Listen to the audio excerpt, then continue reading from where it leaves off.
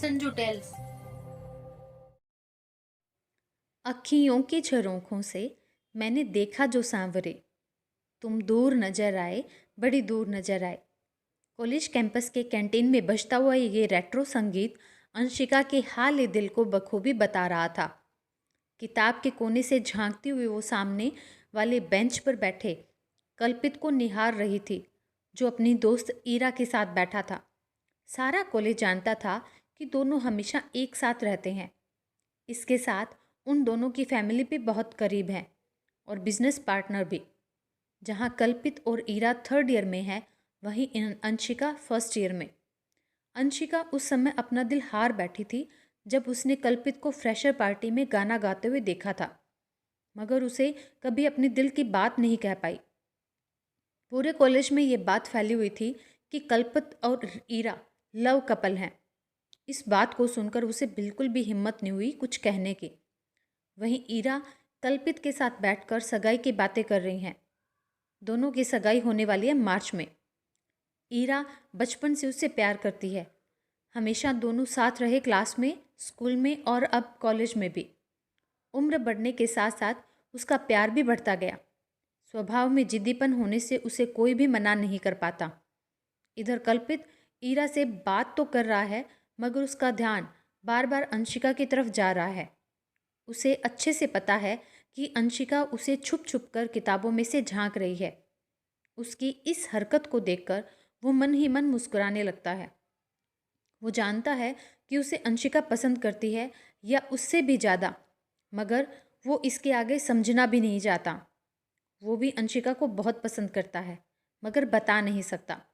आखिर मजबूरी भी इंसान से क्या कुछ नहीं कर पाती है। बस यही हाल कल्पित का है। कल्पित अपनी उधेड़ बुन में भूल जाता है कि ईरा उससे कब से कुछ पूछ रही है।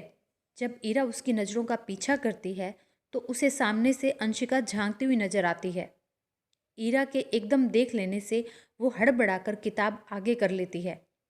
ईरा मुस्कुराते हुए कल्पित की ओर देखती है, क्योंकि वो सभी अच्छे दोस्त होते हैं तो उसे कुछ अलग नहीं लगता। कल्पित किसी का स्पर्श पाकर अपने ख्याल से बाहर निकलता है और ईरा की तरफ देखता है। ईरा मुस्कुराते हुए उससे कहती है, क्यों ना हम पूरे कॉलेज को हमारी सगाई में बुलाएं। इससे पहले कि वो ईरा को रोक पाता, ईरा अपनी जगह से खड़ी होती है और कहती है, अटेंशन एवरीवन, आप सबको जानकर बहुत खुशी होगी कि मेरी और कल्पित की सगाई है अगले महीने, तो आप सब आमंत्रित हैं हमारी इस खुशी में। उसके इतना कहते ही कैंटीन में तालियों का शोर गूंज पड़ता है। सब लोग दोनों को बधाई देने लगते हैं। अंशिका जब ये अल्फाज सुनती है तो हैरान रह जाती है, मगर दोस्त होने के नाते अपनी भावनाओं को काबू में रखकर वो दोनों के पास आती है। पहले वो ईरा को गले लगाती है और मुबारकबाद देती है, फिर कल्पित के पास जाकर उसे हाथ मिलाते हुए बधाई देती है। कल्पित उसकी आंखों में एक अनकहे दर्द को देख पा रहा था, जिसे वो सबसे छुपा रही थी। वो आगे कुछ समझ पाता उससे पहले ही अंशिका वहाँ से भाग जाती है। कल्पित भी उसके पीछे जाने वाला होता है तो ईरा उसे रोक देती है। दोनों दोस्तों से बधाई लेने के बाद घर चले जाते हैं। वक्त पंख लगाकर उड़ने लगता है। कुछ दिनों से उसके आगे पीछे घूमने वाली अंशिका उसे दिखाई नहीं देती। उसकी बेवकूफ़ी भरी हरकतों को याद करके वो मुस्कुराने लगता है। तभी उसे अंशिका की सहेली बताती है कि उसका एक्सीडेंट हो रखा है और वो मेडिकल लीव पर है 1 महीने के लिए। वो जल्दी में अपनी कार निकालता है और अस्पताल पहुंच जाता है। वो जैसे ही अंशिका के रूप में पहुंचता है तो वहां उसे उसको देखकर हैरान रह जाता है। ईरा, तुम यहाँ? हाँ, जब मुझे पता चला कि अंशिका का एक्सीडेंट हो गया है तो मैं उससे मिलने चली आई। आखिर हमारा भी तो कोई फ़र्ज है दोस्त होने के नाते। मैं सही कह रही हूँ ना? हाँ, सही कह रही हो। बस उसने हाल चाल ही पूछा उससे, ईरा के सामने। अंशिका कल्पित की आंखों को पढ़ने की कोशिश कर रही थी, जो उससे कहना तो बहुत कुछ चाहती थी, मगर कह नहीं पाई।